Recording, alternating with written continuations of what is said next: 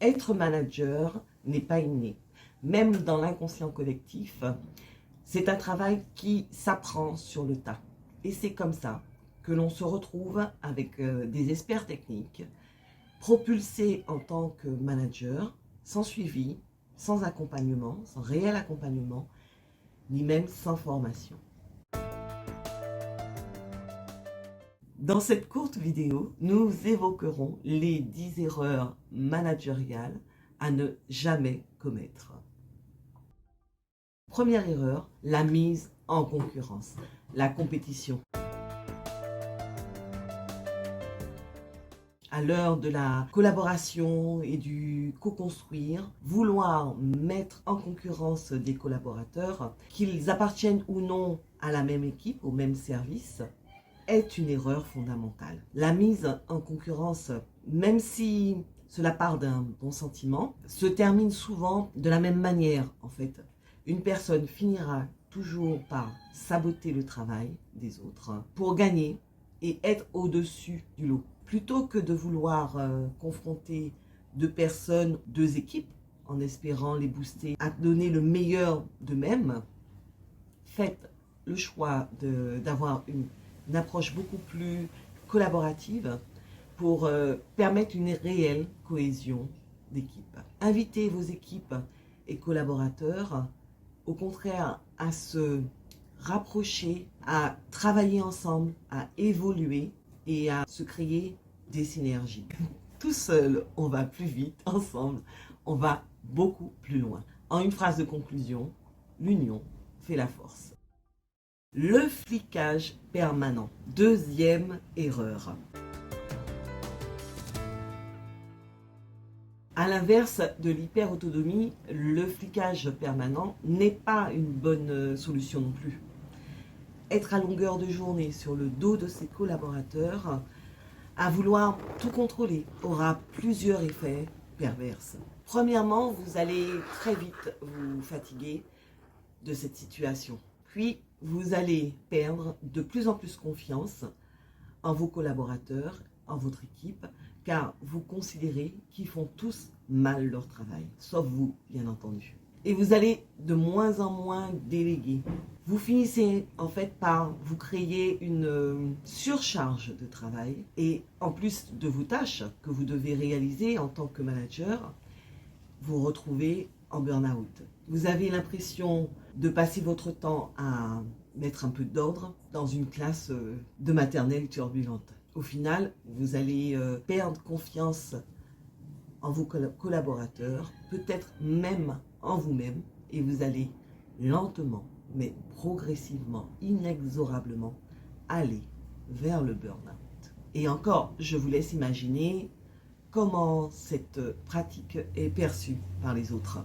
Démotivation extrême, désengagement, performance en berne, envie d'aller voir ailleurs, vous connaissez la suite. Lâchez du lest sur le contrôle permanent et concentrez-vous sur ce qui est réellement important. Pour conclure, nous dirons que maîtriser une situation ne signifie pas simplement avoir le total contrôle. Le management par l'intérieur. Troisième erreur. Enfin, si vous pensez que vous devez faire régner la terreur pour être pris au sérieux et faire respecter votre autorité, c'est que vous avez un réel problème. Criez sur les gens, cherchez les coupables et les pendre sur la place publique, les faire culpabiliser, les faire vous craindre sans cesse, ça n'a jamais réussi, ni dans l'histoire, ni dans le management. Expérience vécue. Dans le meilleur des cas, les collaborateurs les plus talentueux partent. Dans le pire des cas, une révolte s'organise et ça dégénère en conflit interne. Dans tous les cas, c'est l'entreprise qui trinque en termes de compétences, de performance, mais également managers et collaborateurs finiront par être mentalement et physiquement épuisés. Vous savez bien que l'écoute active est essentielle pour instaurer une vraie relation. Ce sera notre conclusion.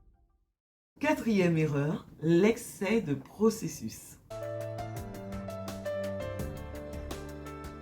Ce mot processus a le don de me filer de l'urticaire. Des processus d'entreprise qui définissent tout et n'importe quoi. J'en ai vu un paquet. Même si encore une fois de plus, cela part d'une bonne intention, le résultat peut être catastrophique. Les processus décrivent des métiers, des interactions entre équipes, etc. Mais souvent ne sont pas à jour, ne sont pas adaptés à l'opérationnel et du coup ne sont pas respectés par les équipes opérationnelles qui alors sont jugées sur le respect des processus par leur manager et leur direction. Ces processus n'évoluent que très peu et sont mis à jour par des responsables de processus qui n'impliquent pas les équipes opérationnelles. Et en fait, vous l'avez compris, j'ai un peu de mal avec tout ce qui est trop normé, tout ce qui est figé dans le temps. Justement, c'est la problématique. C'est figé dans le temps. Que ça n'évolue pas ou très peu. Et surtout, c'est souvent éloigné de l'opérationnel. Cinquième erreur, l'absence de feedback. Ne pas donner de feedback à ses collaborateurs est une erreur. Comment peuvent-ils évoluer et s'améliorer si vous ne leur donnez aucun retour? Aucun retour sur le travail fini, le savoir-être, le savoir-faire. C'est comme si vous suivez un guide, un éclaireur qui ne dit mot. Si vous n'échangez pas sur l'évolution de votre parcours, sans feedback, en fait, comment pouvez-vous savoir là où vous allez? Si vous voulez toujours le suivre, vous êtes toujours motivé, donc ça devient problématique. Mettez-vous à la place de vos collaborateurs qui n'ont pas de feedback de votre part. Donnez-leur le cap, fixez des points réguliers avec eux pour leur donner du feedback sur leur travail, sur l'objectif régulièrement. Cette phrase me revient à l'esprit: si vous ne soufflez pas dans votre corne de l'envie, les autres risquent de l'utiliser comme crachoir. Enfin, ce n'est pas la phrase exacte, je l'ai rendue tout simplement un petit peu plus locale. Sixième erreur, l'absence de félicitations. La reconnaissance au travail, pourquoi faire? Pourquoi remercier les gens qui font leur travail, leur job, alors qu'ils sont payés pour le faire? Ici, on est une entreprise. On n'est pas une œuvre de charité. On n'est pas dans le monde des bisounours. Ce type de phrase, je l'ai entendu souvent. Je peux vous assurer qu'à chaque fois, ça me fait bondir. Être reconnu pour qui l'on est, pour notre savoir-être, notre savoir-faire, pour ce que l'on fait, c'est important. Ça nous motive à vouloir faire encore mieux. Et cela fait toujours plaisir. Vous seriez surpris de tout ce qu'un merci peut changer. Reconnaître l'autre, c'est reconnaître sa valeur personnelle, sa valeur professionnelle. Et de plus, le féliciter, la féliciter permet de reconnaître que l'objectif est plus proche. Le mode ami-ami, septième erreur. En tant que manager, on peut être tenté de faire ami-ami avec son coéquipier, ses équipes, pour mieux se faire respecter. Pour avoir essayé cette technique, lorsque j'ai débuté dans le management, je peux vous dire que c'est une mauvaise idée. On peut expliquer à l'un de ses collaborateurs qu'il n'a pas atteint ses objectifs, qu'il a fait du mauvais travail, qu'il doit se ressaisir, qu'il est à côté, qu'il n'aura pas d'augmentation même cette année, même si ce n'est pas agréable pour vous, pour lui, c'est important de le faire. Expliquer la même chose à un ami, c'est quasi impossible. C'est surtout inconfortable. Tôt ou tard, mais t'es mon pote, tu peux m'aider, tu peux comprendre, arrivera sur la table. Pour autant, il ne faut pas être trop distant de ses équipes. Les collaborateurs et le manager doivent faire partie d'une même équipe. Il n'y a pas d'un côté l'équipe et de l'autre le manager. Tout simplement, pour le mode ami-ami et le mode distant, chacun doit trouver son équilibre, doit trouver sa place. On peut être proche de ses collaborateurs, se tutoyer, passer de bons moments ensemble, au travail ou en after work, sans pour autant être tous les soirs ou tous les week-ends ensemble. Réprimander quelqu'un, c'est ne pas être d'accord avec son comportement et non ne pas l'apprécier. Soyez objectif, fixez-vous sur son comportement. 8e erreur, le manque d'écoute.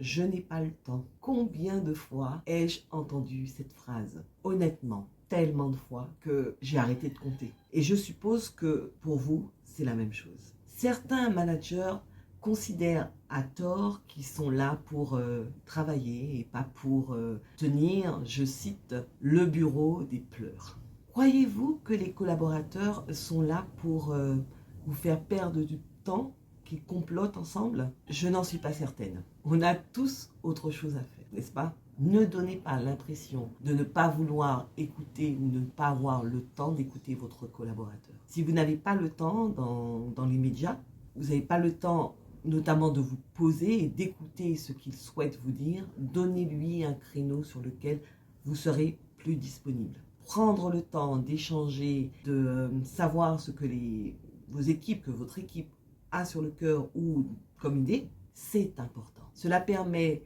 de lever des points d'achoppement, de tuer des conflits dans l'œuf ou encore de mettre en évidence des problématiques qui vont survenir sur les projets du moment présent, tôt ou tard. Il est important que le manager ait toujours du temps de disponible pour son équipe. En une phrase, un manager réfléchit, s'organise, planifie. 8e erreur, le manque d'écoute.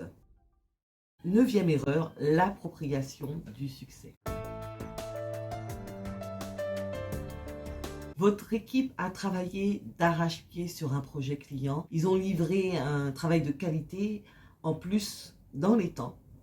Ne vous appropriez pas leur succès. Mettez-les plutôt en avant. Chacun peut être reconnu à sa juste valeur et pour le travail qu'il a fourni. Ne pas le faire, c'est prendre le risque que certains ne s'impliquent plus du tout par la suite. Alors, la prochaine fois que votre direction vous invite à prendre le champagne pour obtenir les remerciements, les félicitations, invitez votre équipe concernée. Ne vous appropriez pas leur succès. La reconnaissance d'un individu, c'est bien. Celle de son équipe, du groupe, où chacun, chacune a sa place, c'est d'autant mieux. Le manque de soutien, 10e erreur. Les collaborateurs ne se sentent pas assez soutenus par leur manager, comme si chacun avait son ordre du jour, se cantonne à ses tâches respectives. Un manager n'est pas quelqu'un qui commande, qui contrôle, qui prend les responsabilités et les sous à la fin du mois. Un manager, c'est avant tout quelqu'un qui est là pour son équipe, pour les supporter, les épauler, les aider à évoluer et passer les étapes difficiles. Si une équipe fait face à une galère, le devoir du manager est de ramer avec ses collaborateurs. Vous êtes efficace et responsable. J'espère que cette vidéo vous a plu. Vous pouvez laisser vos commentaires. Je me ferai un plaisir de vous répondre.